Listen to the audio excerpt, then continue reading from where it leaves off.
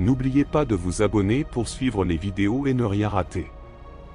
Les inventaires codés et la gestion des marchandises spécifiques par les Templiers. Les Templiers étaient des maîtres de la logistique et de la sécurité économique, ce qui les plaçait à l'avant-garde de la gestion des ressources au Moyen Âge. Leurs inventaires codés et leur manière de traiter des marchandises spécifiques témoignent de leur expertise en gestion de biens et de leur souci de discrétion. Les inventaires codés. Une méthode de protection avancée. Pourquoi des codes? La richesse des Templiers attirait la convoitise des rois, des nobles et des brigands. LS avait besoin d'un système sécurisé pour gérer leurs biens sans révéler leurs informations financières sensibles. Les inventaires codés servaient à protéger les données sur les marchandises stockées. Garantir que seuls les Templiers ou les agents autorisés pouvaient comprendre les registres. Prévenir les falsifications ou les vols d'informations. Méthode utilisée pour les inventaires codés. Symboles et abréviations. Les Templiers employaient des abréviations complexes pour désigner les types de marchandises, les quantités et les lieux de stockage. Des symboles uniques étaient associés à des biens précieux comme l'or, les épices ou les reliques religieuses. Chiffres romains et substitution. Ils utilisaient des chiffres romains et remplaçaient parfois des lettres par des chiffres ou des combinaisons de symboles. Par exemple, 5G pouvait désigner 5 barils de grains. Langue mixte. Les registres étaient souvent rédigés en latin, mais incluaient aussi des termes en vieux français, en arabe ou en langue locale, rendant leur interprétation difficile pour les non-initiés. Livre de correspondance. Chaque commanderie possédait un livre de correspondance crypté qui détaillait la signification des codes. Ces livres étaient strictement gardés par les trésoriers locaux ou les commandeurs. Exemple d'application. Lorsqu'un inventaire mentionnait 30xE2, cela pouvait signifier 30 barils d'épices stockés dans l'entrepôt numéro 2, E2.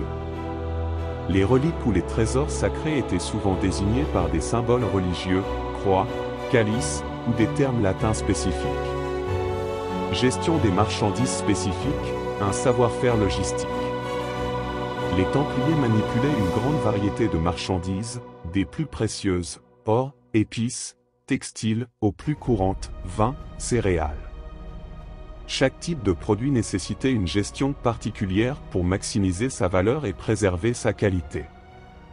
Produits précieux.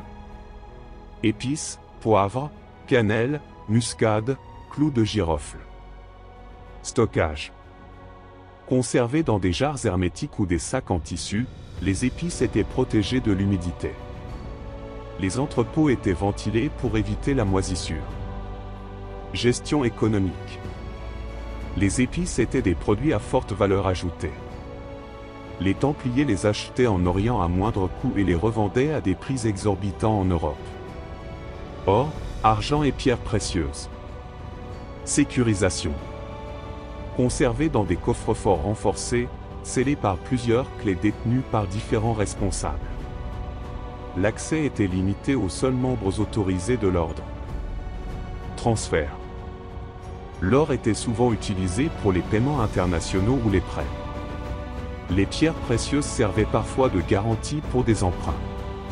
Textile, soie, coton, lin. Stockage. Entreposé dans des chambres sèches et ventilées pour éviter les dommages causés par les insectes ou l'humidité. Commerce. La soie de Chine et le coton de l'Inde étaient des produits de luxe importés d'Orient, puis distribués dans les grandes villes européennes. Produits alimentaires. Céréales et grains. Stockage. Les grains étaient conservés dans des silos ou des sacs empilés pour limiter l'humidité et les infestations de vermine. Les Templiers construisaient des greniers surélevés pour protéger les récoltes des inondations et des rongeurs. Distribution. Les grains étaient utilisés pour nourrir leurs troupes ou vendus sur les marchés locaux. Vin et huile d'olive. Production. Les Templiers possédaient des vignobles et des oliveraies en Europe, France, Espagne, Italie. Stockage. Conservés dans des tonneaux scellés, ces produits étaient soigneusement transportés pour éviter les pertes. Commerce. Le vin et l'huile d'olive étaient des produits courants, échangés avec des marchands orientaux ou redistribués en Europe. Reliques et objets sacrés. Importance et stockage. Les reliques, fragments de croix, calices sacrés, étaient gardés dans des coffres sécurisés, souvent dans les chapelles des commanderies. Ces objets, bien que non commerciaux, avaient une valeur spirituelle immense et renforçaient l'aura de l'ordre. Techniques avancées pour optimiser la logistique. Entrepôts centralisés. Les entrepôts principaux géraient les produits à forte valeur ajoutée et redistribuaient les biens secondaires vers des centres plus petits. Suivi des marchandises. Les Templiers mettaient en place des chaînes de responsabilité, chaque cargaison était enregistrée, identifiant son point de départ, son transit et sa destination finale. Commerce triangulaire. Les produits étaient souvent échangés dans une logique triangulaire. Import d'épices d'Orient vers l'Europe. Exportation de vin, céréales ou textiles vers l'Orient. Réinvestissement des profits dans leurs activités militaires ou économiques. Les Templiers, grâce à leurs inventaires codés et leur expertise dans la gestion des marchandises spécifiques, maîtrisaient parfaitement les flux économiques de leur époque. Ces pratiques logistiques et comptables, alliées à leur sens du secret, ont non seulement garanti leur richesse mais aussi inspiré les systèmes de gestion commerciale modernes. N'oubliez pas de vous abonner pour suivre les vidéos et ne rien rater.